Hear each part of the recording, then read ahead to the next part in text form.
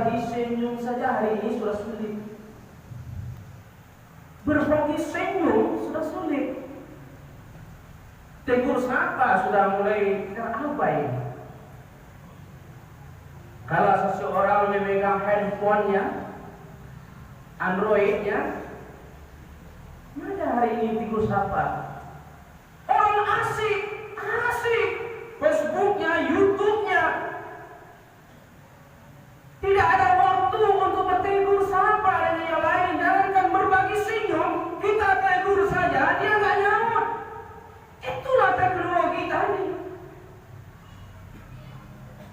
Jangankan orang lain, orang tua saja memanggil nggak dihiraukan. Dia fokus.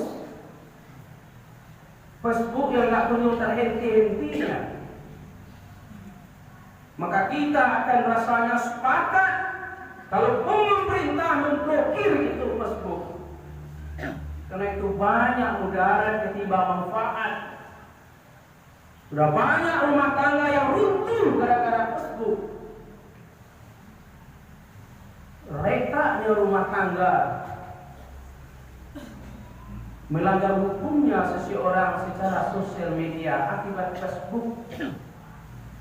Siapa itu orang berakal sehat? Yang ketiga,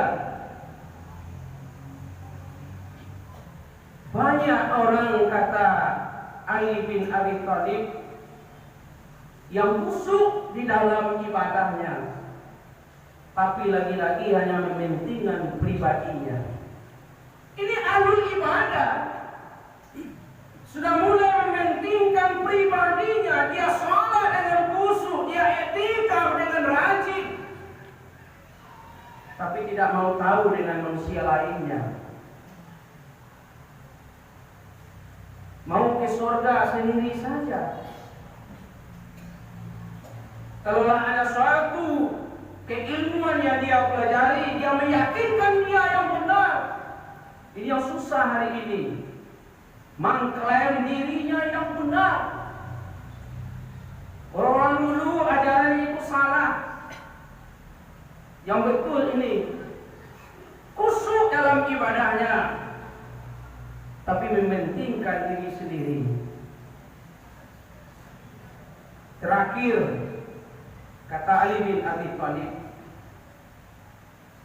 ada orang yang ahli maksiat atau perbuatan zina akan menjadi figur di kalangan publik. Berbuat perbuatan zina maksiat hari ini secara online akan menjadi figur di hadapan manusia, akan terkenal di mata manusia. Kalau zaman dulu mungkin kita kenal dengan perbuatan-perbuatan zina yang begitu tragis bahasanya begitu tragis.